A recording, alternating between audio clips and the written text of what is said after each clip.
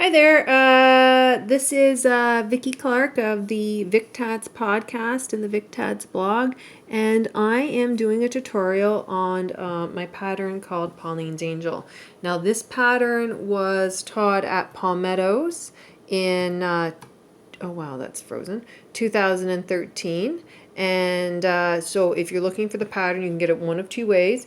You can get it through Palmetto's by buying the 2013 DVD, pattern DVD for their seminar, which is a great option, or you can get it from the link below. Okay, so here is the angel, okay? And it's made using a combination of beads, and size 40 thread. For some reason, I don't know why, but I thought the angel's wings should be gold or yellow. Anyways, and the only place that you put the beads on the thread is actually when you do this halo. Okay, so all of the other beads are added as you go along. So in the terms, it explains what each type of thing means, and the B and a BP mean different thing, and an LBP mean different things. Okay, so you want to make sure that you're paying attention to that. But the message home is that you add most of the beads as you go along. Okay, and that you only have beads on the ball thread for the head. Okay, all right. For this pattern, you need a 8mm bead, a 6mm bead, one 4mm bead, and then four 4mm beads of the same color. 29 size 10 seed beads, and 8 for size 10 seed beads for the halo. Okay, and I said size 40 thread. Now, if you have size 30, it will work out. It'll just be a looser around the thing. The other thing I wanted to explain to you is you need to actually read the instructions, because there's a lot of parts of the pattern that are explained in the instructions. Okay, so for example, to start with, I say pull a loop of one is you start you put 1 yard on the shuttle continuous with the ball thread. Okay, I put remaining thread just in case it wasn't on the ball. So the first instruction is pull a loop of thread through the 8mm bead and hold with a paper clip. Okay, so you're going to pull it through. Okay, stick a paper clip on there. Okay, all right, so there it is. Okay, and then because sometimes when you're doing this stuff and you're tensioning at this point, you can make things go a little wonky. I actually tell you then to, okay, let me look at next step. The next step then is to do a lock stitch, which is 1/2. Wow, I'm making this look really hard today. Oh my gosh. 1/2 unflipped, 1/2 flipped, and then a very small picot. And that's just to give you something to grasp onto. Okay, very, very small picot. Okay, when you come back around, and it helps to keep you from over tensioning the chain. And then we do 8. 2, 3, 4, 5. Wow, 5, 6, 7, 8. Okay. And then I say BP. So that is a bead that's added to the picot. So you add it as you go along. Okay, one of the tools that is super handy to have is a 4mm crochet hook. I got mine, it's by Laces, but I actually bought mine from Georgia Sites. Okay, so I'm going to pick up the seed bead. I put it on the thread, and then you hold it in place with the paper clip. Now, in all 100% honesty, I actually don't like having all these paper clips sitting around. So what I will do is one of two things. I will put it on, finish the stitch out, take it off. Okay, which means later on you got to remember to put it back on. Or what I realized is that kind of the space that you need for a size 10 seed bead, if you have it, is also a size 3 on the clover. Okay, which is 1/4 inch in height. Okay. So from, if you were doing it, measuring it horizontally, then like this way, then it would be a 1/2 inch, but it's a 1/4 inch in height when you're going up, okay? And so then what I do instead is I just make the picots and then add the beads later. Again, mostly because I don't like having all the paper clips around. That's a personal preference. If you're somebody that then forgets to put the beads on, that's a different issue. Okay, and we're gonna go for, whoops, there goes my computer off. It likes to save energy. Another BP, so here again, I'm going to just do a picot and then I'll add it on later.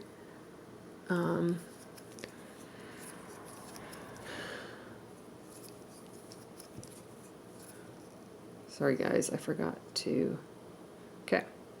All right, so then what happens is now I'm going to do a lock join to the space held by the paper clip.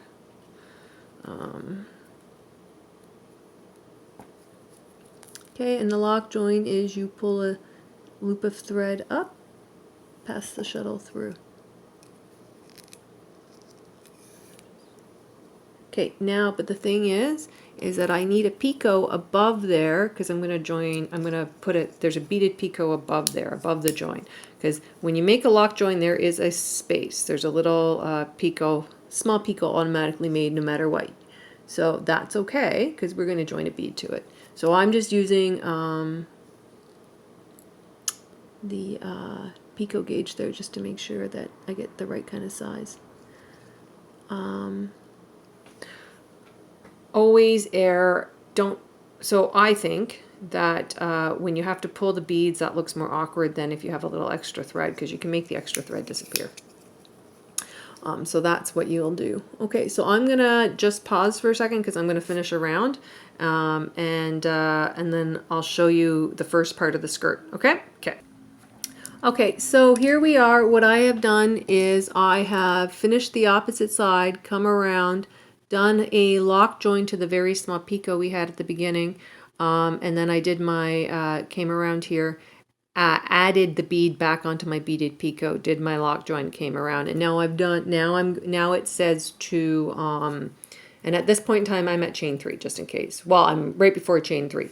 So this is where you have to read the instructions, because then it says pull a loop of core thread through a 4mm crystal and hold with paper clip. So I'm pulling it through, I'm holding it with a paper clip. Oops.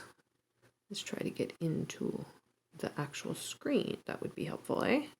Okay, so I put the paper clip there, okay, and then I'm going to do 4, 1, 2, 3, okay, 4, okay, and now we're going to do what is called a long beaded picot.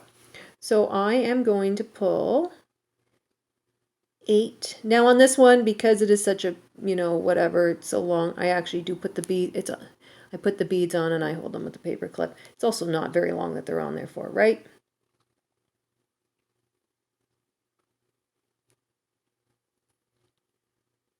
So we got 2, 4, 6, 8. Now, the other thing that I do is I am not, these have to be able to curve this chain. So I'm not being super snuggly. I'm actually leaving about the space of a bead there so that there is space for the beads to curve. Okay, so then we're going to go 1, 2, 3. Okay. And then I'm going to join, then it says to lock join, and then in brackets space held by picot, so that's the space. Okay.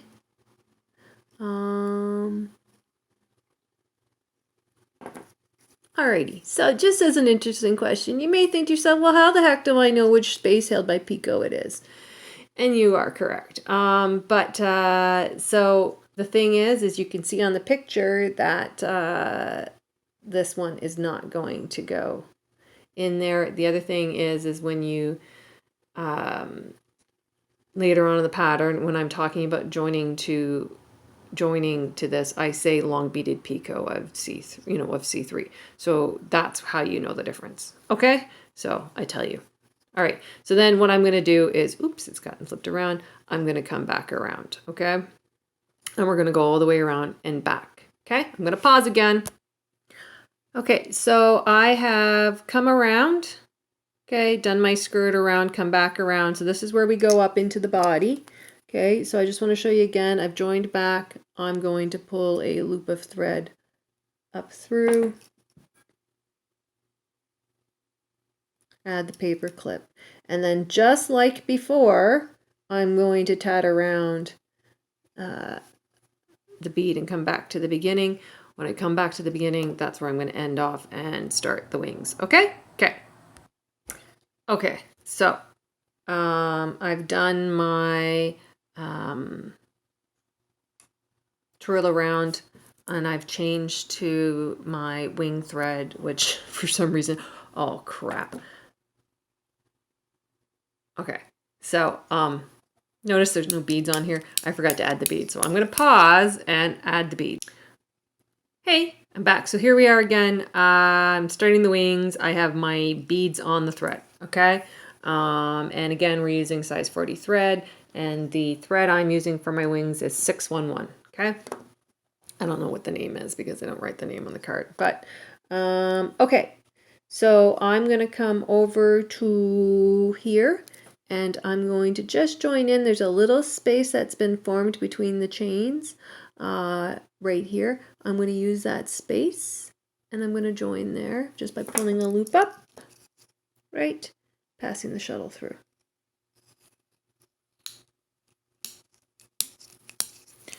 Okay, all right, and then I'm going to do the wings, and when I come up around, okay, what happens is that I start here, I come around, I do my wing. Now, when I do my wing, the instructions have you putting a paper clip on the core thread, tatting around, and then joining back to this space, okay? I do that, so you make a lock join to the space held by the picot. I do that because I find that then my mock ring comes out more even. I find that when I do a self-closing mock ring, sometimes they tilt or they twist. And that's the only reason I do that. It's just something for myself. So if you chose to do a self-closing mock ring, go ahead. You come around, and then here again, you're going to join here first, okay? Pull a loop up through this little beady, the head bead, and then come around doing the halo and back. Make sure you remember to join back, because I forgot one time. And then come back around and join back here, and then pull all your threads to the back and hide them. Okay, so that's pretty much the pattern. If you have any questions or anything, you can always just email me. The link for the patterns down below. The pattern itself, when I did the diagram, I didn't include numbers because I really wanted you to be able to see where the lines went, and then read the pattern, because you can't, if you are not a super experienced person who tats with beads, then you're not going to understand what needs to be done. So you really need to read the instructions no matter what. So that's why the pattern with it is, or the picture, the diagram with it is very simple. Okay. All right. So happy tatting, and take care. Okay. Cheers.